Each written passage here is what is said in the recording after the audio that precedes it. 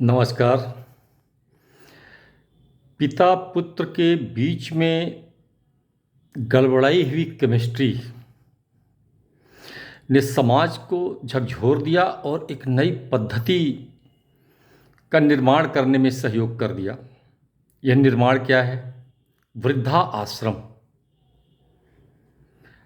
छोटे से लेके बड़े शहरों में और अब लगता है कि गांव में भी वृद्धा आश्रम खुलने लगे।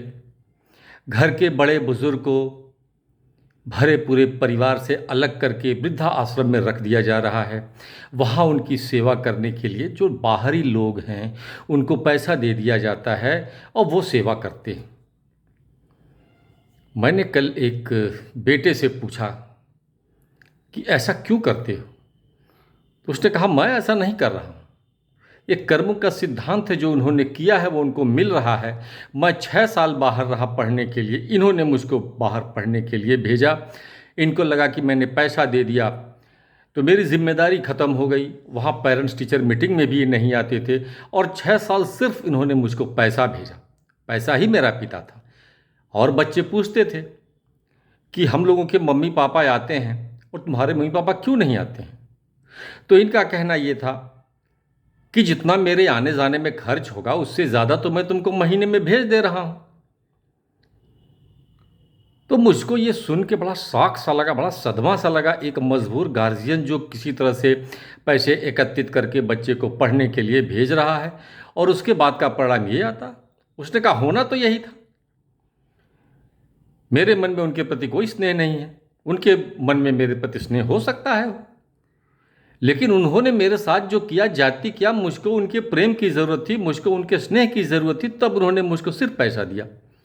आज उनको मेरी ज़रूरत है तो मैं स्नेह के बदले पैसा भेज देता हूँ। जितना उन्होंने भेजा था उसका दूना मैं भेज दे रहा हूँ।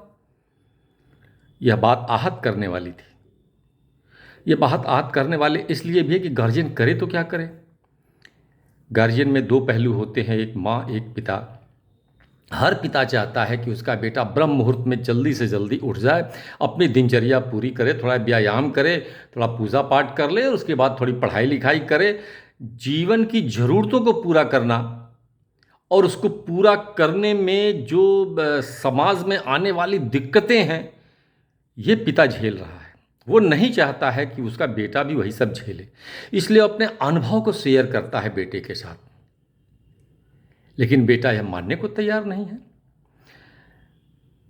पिता ने सुबह ब्रह्म मुहूर्त में बेटे को उठाने का प्रयास किया, उसको डांटा, थोड़ा बल का प्रयोग किया, एक आध थप्पड़ लगा दिया, तभी माँ पहुँच गई। माँ की एंट्री होती है और माँ कहती है क्यों पीट रहे हैं उसको, सुबह उठ के क्या कर लेगा वो, थोड़ा देर सो लेने दीजिए, फिर उठेगा अपना काम कर लेगा।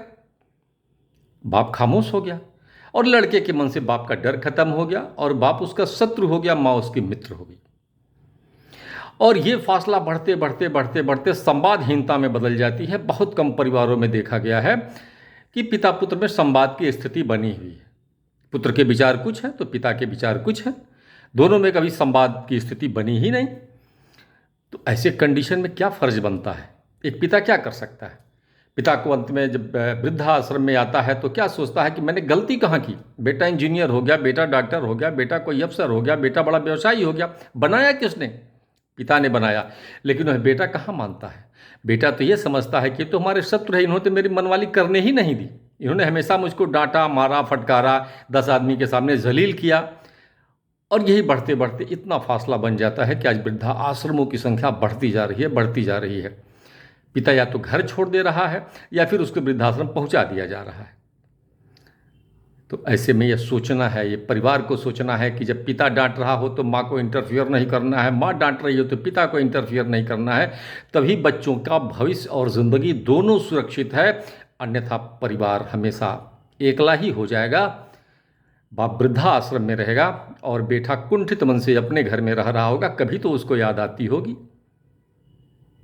इस बात पे विचार कीजिए और मंथन कीजिए। मेरी बातें अगर सही हैं तो इसको अन्य लोगों तक भी पहुंचाइए। राम राम भजते रहिए। जय श्री राम, जय श्री राम।